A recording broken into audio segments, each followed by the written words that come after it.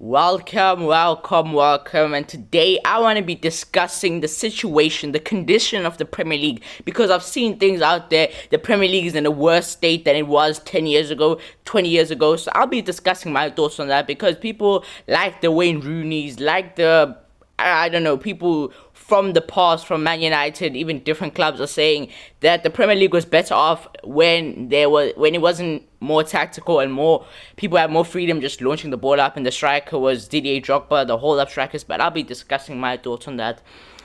First of all, I want to say I don't think it's a negative, because if the league is more competitive, it means it's gonna be more people want to come. Like Serie A in the 1990s, 1980s, they attracted more talent because Serie A was the best league, arguably. I didn't watch the Serie A, but of course, Maldini, Nesta, they had R9, Zidane. That's peak Serie A.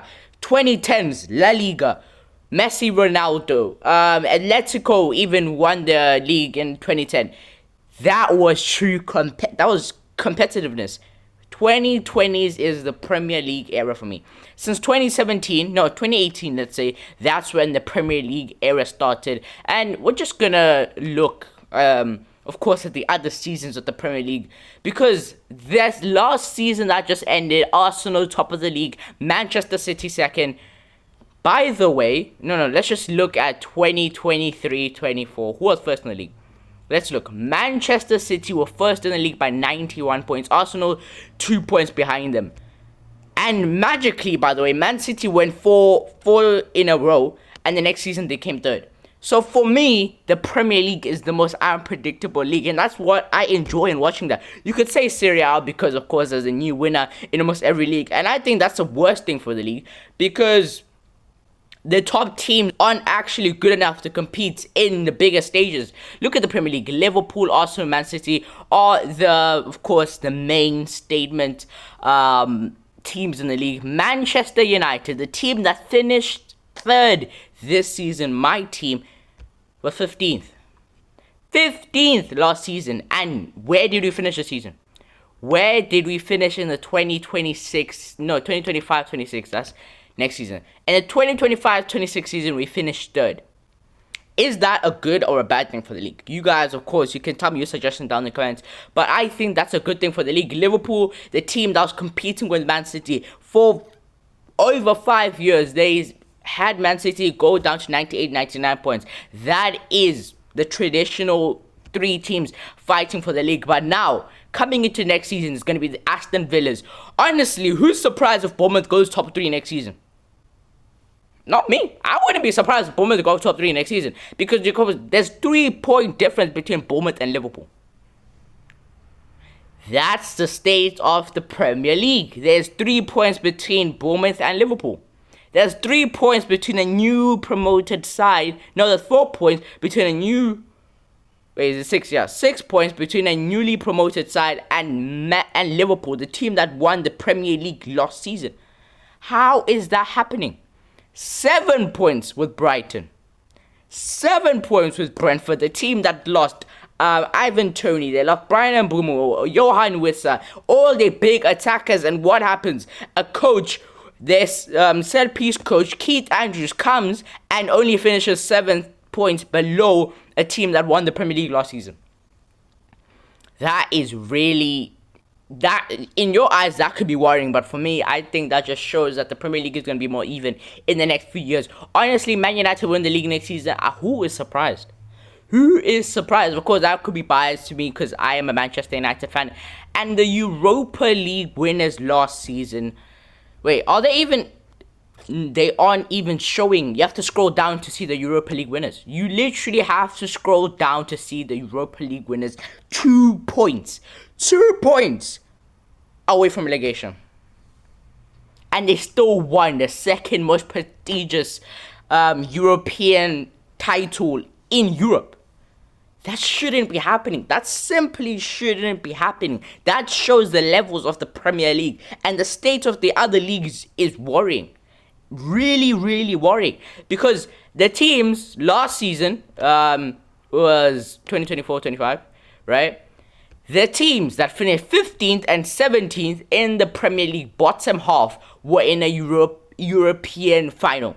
They were in a European final. That is unacceptable. That is unacceptable for the state of any other leagues. Of course, you could say the Premier League has more money, the Premier League has this and that. But, okay, look at 2015, 10 years ago. 10 years ago, between here and 10 years ago, 11, doesn't matter. Barcelona and Real Madrid were probably the richest clubs in world football. There's no way you can debate me with that. They were the richest clubs in world football.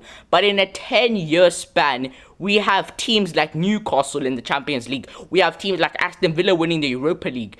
Who were Aston Villa 11 years ago? Tell me now. I couldn't tell you a single Aston Villa fan out there in the media. Were they even in the Premier League?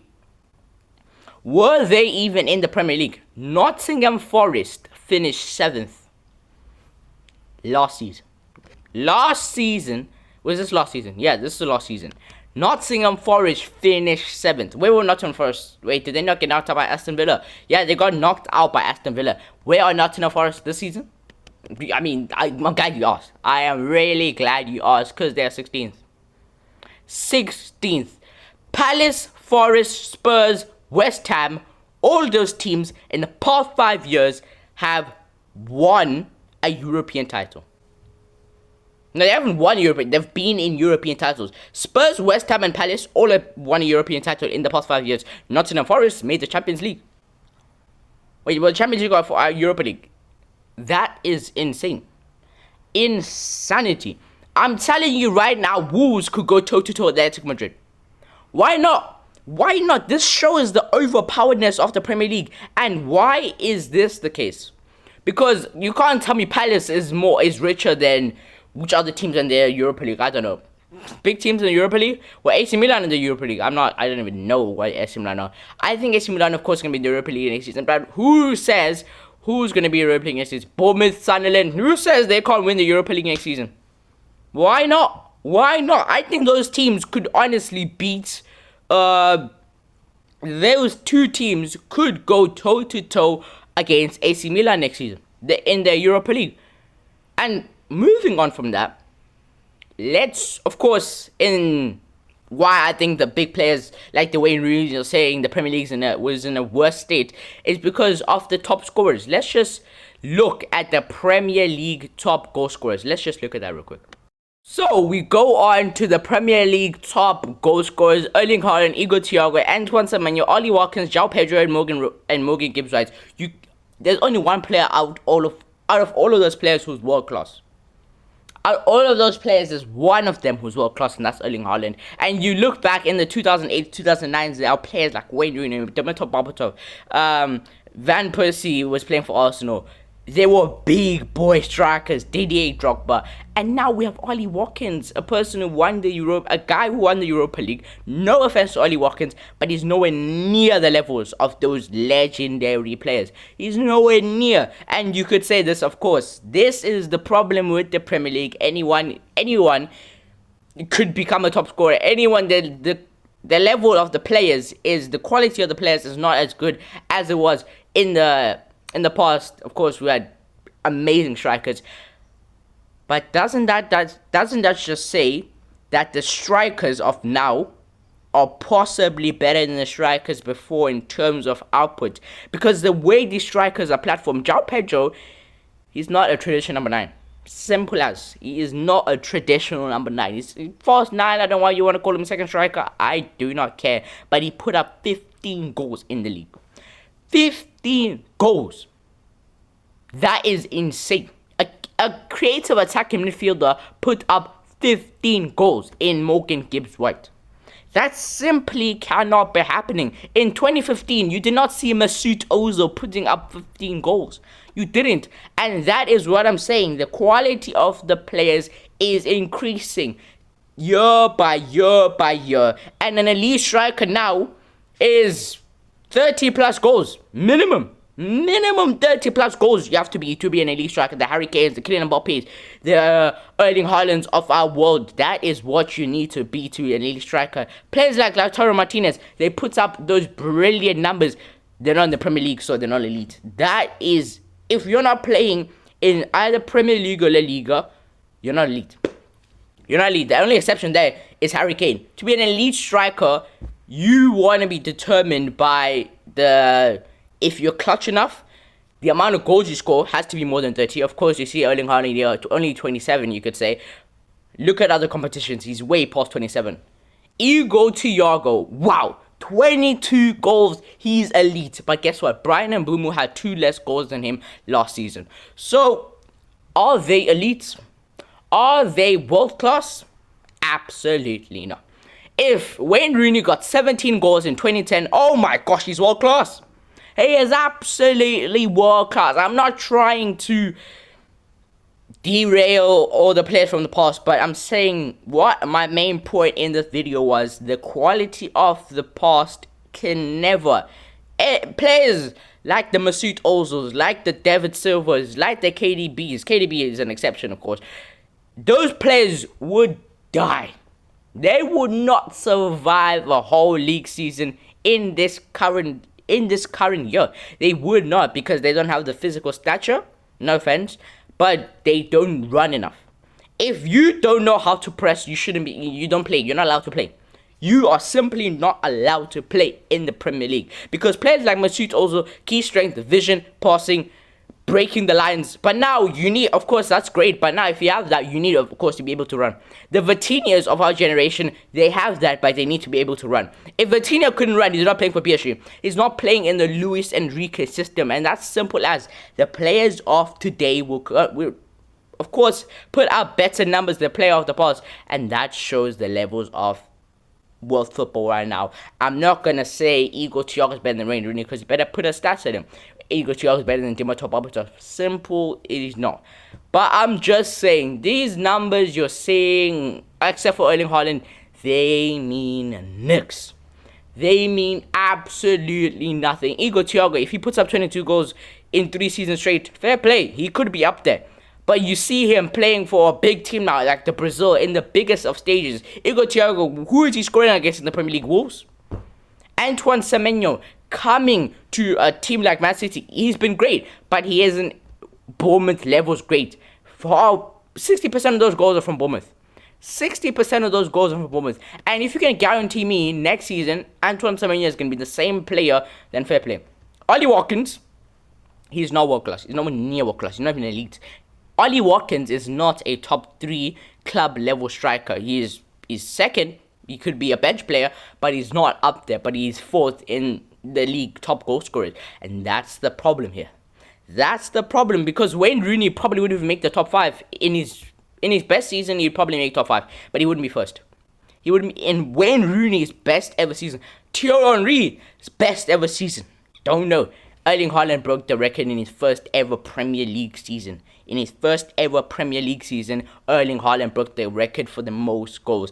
That right there is my closing statement, that this generation of footballers, the minimum of you playing in a Premier League side will keep increasing, and that's why people from the past won't like the present day football, because if you're technically good,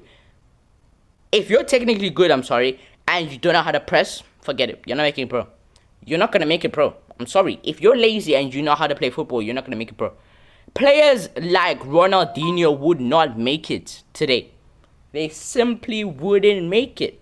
And you can tell me as much as you want down in the comments, but as simple as, because if you don't know how to press, you don't keep a consistent schedule, you're not disciplined in this current season, in this current Premier League, you're not making it. In the 1990s, they were smoking, brother. You see a player smoking right now, they released out of the club. Then you never see them step a foot in a Premier League club. You will never, ever, ever. And in the 1990s, they were smoking casually. Eric Cantona, the elite players were casually just kicking fans in the faces. You don't see that in the current Premier League. And the past Premier League, more chaotic, you more entertained. But in the current Premier League, there's higher standards and there's more tactical. You need to be more tactically fit. And if you're not, simply not gonna make it. Simple as, and that's my closing statement. Tell me what you guys think about that. Those are my opinions on the current Premier League state. That could change in the next 5 years. And maybe you could go back to the Barclays. Maybe you could. But currently, the Premier League is in a better state than it was 10 years ago, even 20 years ago. That is my opinion. Tell me what you guys think down in the comments, and we'll catch you in the next one. Peace.